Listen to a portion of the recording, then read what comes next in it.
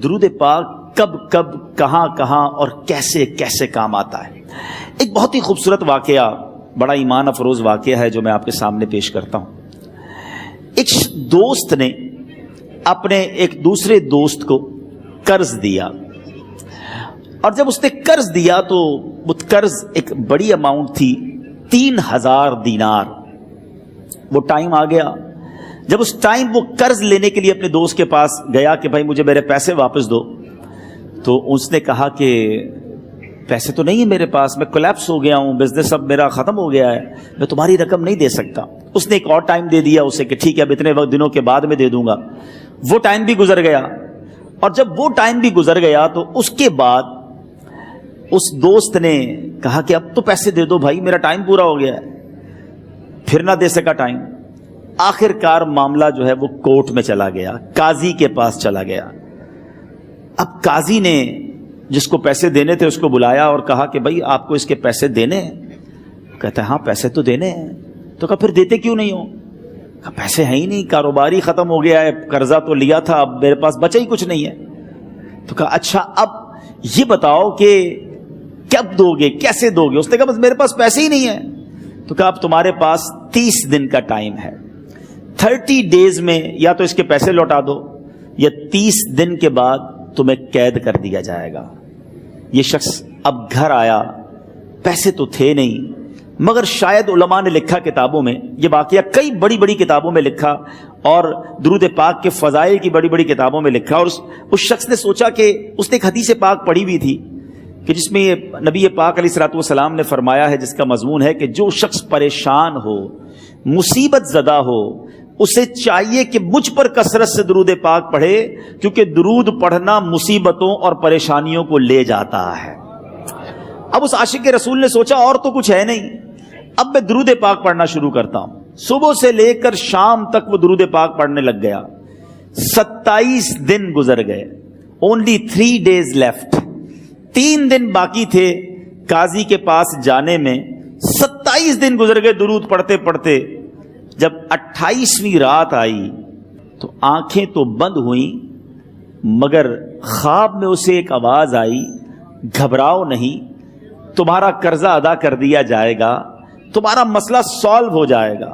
صبح اٹھتا ہے، درود پاک پڑھ رہا ہے، مگر کہتا ہے یہ آواز سے تو مسئلہ حل نہیں ہوگا، پیغام کیا ہے اسے سمجھ نہ آیا۔ 28واں دن گزر گیا، 29ویں رات آ گئی، مگر اب آنکھیں بند ہوئیں اور قسمت جاگ اٹھی۔ نبی پاک صاحب لولاک صلی اللہ تعالی علیہ وسلم خواب میں تشریف لائے، اور پیارے آقا صلی اللہ تعالی علیہ وسلم نے فرمایا گھبراؤ نہیں، علی بن عیسیٰ وزیر کے پاس جاؤ، وہ تمہارا قرضہ ادا کر دے گا۔ اب یہ عاشق رسول صبح اٹھا تو ویری فریش، حشاش بشاش کہ اب تو کام ہو گیا، نبی پاک نے خواب میں آ کر بشارت دی ہے۔ مگر پھر ذہن میں سوال آیا کہ علی بن عیسیٰ کے پاس جاؤں گا تو ثبوت کیا ہے، پروف کیا ہوگا؟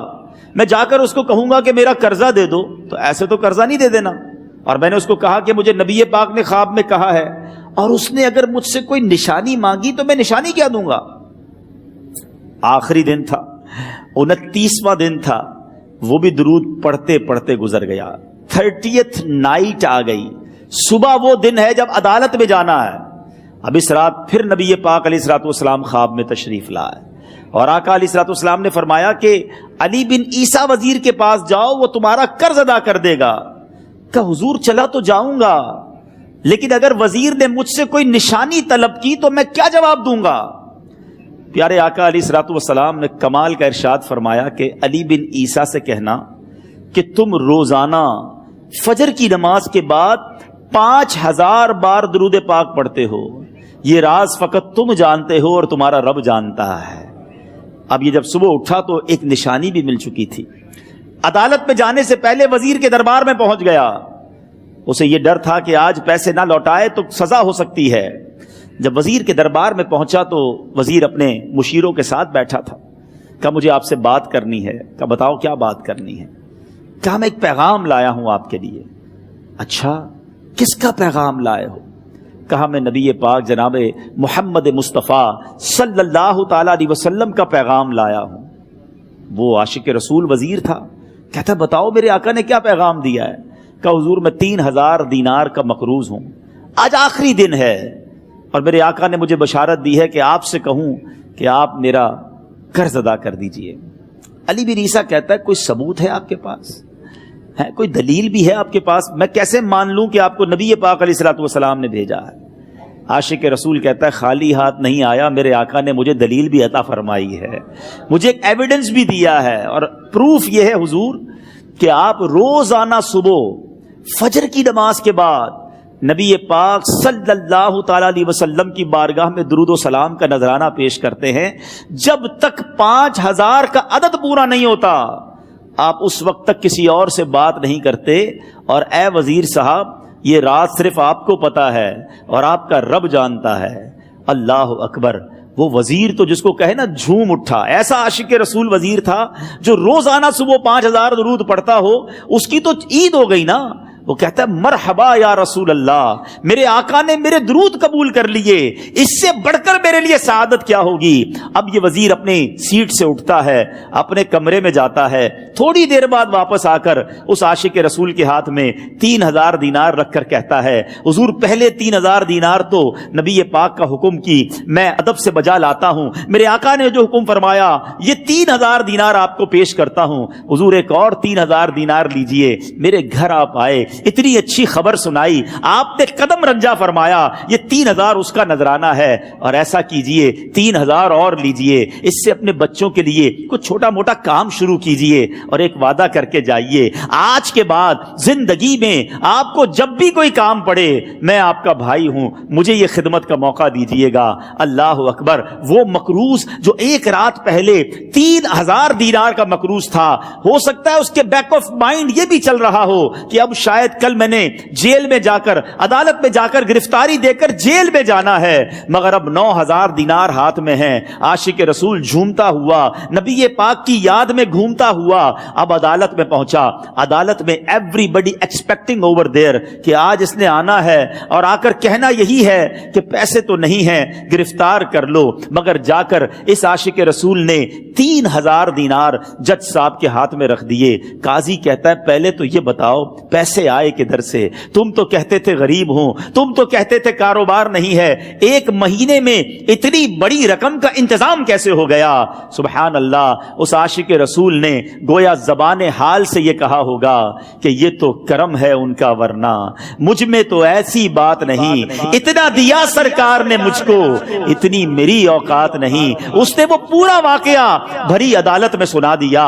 اللہ اکبر! میرے پیارے اسلامی بھائیوں ذرا سوچو پہلے زمانے میں کیسے عاشقان رسول ہوا کرتے تھے، وہ جج، وہ قاضی بھی کیسا سرکار علیہ الصلوۃ والسلام کا عاشق تھا۔ اپنی سیٹ سے اٹھتا ہے، بھرے دربار میں، بھری عدالت میں، وہ اپنے چیمبر میں، اپنے کمرے میں جاتا ہے، اور تھوڑی دیر بعد واپس آ کر اس کے ہاتھ میں بھی 3000 دینار ہیں، اور وہ 3000 دینار جو ہے وہ اس عاشق رسول کے ہاتھ میں رکھتا ہے کہ سارا ثواب علی بن عیسیٰ کیسے لے جائے، میں بھی تو نبی پاک کا غلام ہوں، میں تمہارا قرضہ میں ادا کرتا ہوں۔ اچھا، اب ایک اور عجیب سینیریو یہ بن گیا کہ جس نے کیس کیا تھا، جس نے دعویٰ کیا تھا، وہ بھی یہ سارا منظر دیکھ رہا تھا۔ کہتا ہے جج صاحب ذرا رکیے، میں بھی اپنے آقا کا امتی ہوں، اور ایک کام کیجئے، قلم کاغذ منگوائیے، اس عاشق رسول کا قرضہ ہی میں معاف کر دیتا ہوں۔ اچھا، اب عاشق رسول نے وہ واپس 3000 دینار جو جج صاحب نے دیے تھے وہ واپس جج صاحب کو دیے کہ حضور یہ پیسے آپ ہی رکھ لیں، قرضہ ہی معاف ہو گیا، اب آپ کے پیسے کا میں نے کیا کرنا ہے؟ جج صاحب کہتے ہیں جو پیسے نبی پاک کے نام پر نکالے ہیں اب مجھے واپس نہیں چاہیے، یہ بھی تم اپنے ساتھ لے جاؤ۔ اللہ اکبر! میرے میٹھے اسلامی بھائیوں، وہ عاشق رسول ایک رات پہلے 3000 دینار کا مقروض ہے، اب 12000 دینار لے کر گھر کو واپس جا رہا ہے۔ اس ایک واقعے کے اندر جو ہم سب کے لیے درس ہے، جو ہم سب کے لیے پیغام ہے، شاعر لکھتے ہیں نا، دکھوں نے تم کو جو گھیرا ہو تو درود پڑھو، दुखों ने तुमको जो घेरा हो तो दुरूद पढ़ो, जो हाजिरी की तमन्ना हो तो दुरूद पढ़ो। आज हम बहुत सारी प्रॉब्लम्स में होते हैं। यहां भी हो सकता है मेरा कोई भाई बीमार बैठा हो, कोई कर्जे में डूब गया हो, किसी का कोई बिजनेस प्रॉब्लम चल रहा हो, कोई फैमिली इशू में डिस्टर्ब हो। आप किसी भी प्रॉब्लम में हैं, खुदा की कसम दुरूद पाक ऐसा वजीफा है। लोग बहुत सारे वजाइफ पूछते रहते हैं, बहुत सारे जनाब वजाइफ के बारे में मालूमात करते रहते हैं। सच्ची बात यह है, हर दर्द की दवा है सल्ले अला मुहम्मद। हर दर्द की दवा है सल्ले अला मुहम्मद। तावीज़ हर बला है सल्ले अला मुहम्मद। तो खुदारा अपनी जिंदगी में दुरूद पाक को शामिल कर लीजिए और आप बिलीव करें, जब आपने कसरत से दुरूद पाक पढ़ने शुरू कर दिए, आप अपनी आंखों से देखेंगे आपके प्रॉब्लम दूर हो रहे हैं, आपकी सेहत अच्छी हो रही है, आपके कर्जे उतरने शुरू हो गए हैं, रोजगार में आपके बरकत होना शुरू हो जाएगी, आपके चेहरे पे नूर आना शुरू हो जाएगा, आपकी जबान में असर आना शुरू हो जाएगा। सल्लू अलल हबीब सल्लल्लाहु तआला अला मुहम्मद। मुझे अपनी और सारी दुनिया के लोगों की इस्लाह की कोशिश करनी है इंशाअल्लाह अज़्ज़ा वजल।